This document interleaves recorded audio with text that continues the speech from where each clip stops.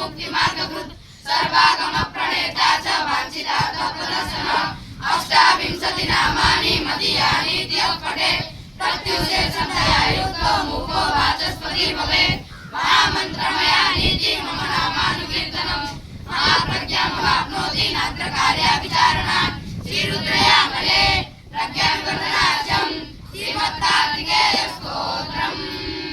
Jai Gurudev.